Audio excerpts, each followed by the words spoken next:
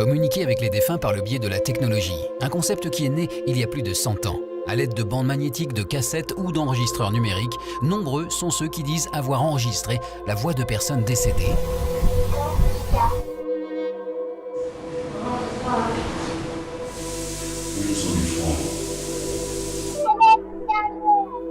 Comment expliquer ces voix venues d'outre-tombe? Pour mener l'expérience, je décidai d'investir le château de Fougeray, un lieu réputé pour la fréquence de ces phénomènes dits paranormaux. La propriétaire des lieux a d'ailleurs déjà eu l'occasion d'enregistrer des voix étranges. On a souvent le même type de voix et le même type de réflexion. Ça, c'est assez marrant. On a souvent une voix de gamine. Alors, cette gamine qui m'a demandé qui j'étais, par exemple, on l'a eu récemment et ça, en fait, le PVE dit « Maman, c'est qui ?» Alors ça veut dire que la gamine, déjà, elle est avec sa mère et qu'elle nous voit de temps en temps. Bon, ça, c'est super étonnant. Jérôme Coutarel et Christian Seillet sont deux spécialistes des expériences de transcommunication. À l'aide de différents types de matériel, nous allons tenter d'enregistrer une ou plusieurs voix venues de l'au-delà. Ce qu'il faut, c'est un endroit calme. On ne peut pas être perturbé pendant sa séance, où il n'y a pas de bruit ambiant qui puisse interférer, qu'on puisse mal interpréter. Éviter tout ce qui est appareil électronique autour, box et autres appareils qui peuvent imprimer des choses qu'on pourrait mal interpréter.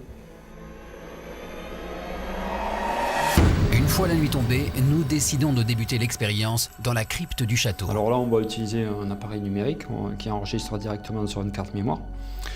Et avec ça, on va faire une séance de 5 minutes. On va poser une question, 2 questions, 3 questions. On laisse un blanc entre chaque question afin de ménager un temps de réponse aux entités qui seraient susceptibles de répondre. Est-ce que notre présence vous dérange ? Est-ce que vous êtes là avec nous?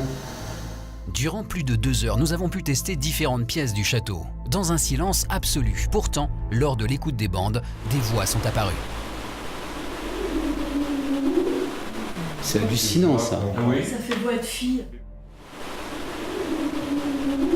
C'est pas intelligible, on comprend pas de paroles articulées, mais c'est un refrain, oui, avec une vocalise féminine, quoi. On sent qu'il y a de l'effort et ces tonalités chantantes, on les a vraiment régulièrement en transcommunication. C'est rarement des voix posées comme les nôtres. Étant présent personnellement durant toutes les phases de l'expérience, le trucage ne me paraît pas possible. Alors comment expliquer les voix chantonnées ou les bruits figurant sur les enregistrements? Pour de nombreuses personnes comme la propriétaire des lieux, il pourrait s'agir d'esprits errants. Avant, j'avais pas peur de la mort et paradoxalement, tout ça fait que j'ai de plus en plus peur parce que je me dis mais c'est atroce ces gens qui restent là, qui essaient de nous répondre, mais ils sont quoi? Qu'est-ce qu'ils font toute la journée? Enfin, plus je me pose de questions, en fait, je veux dire, ça calme pas la peur, hein, toutes ces questions. C'est déstabilisant, c'est ça.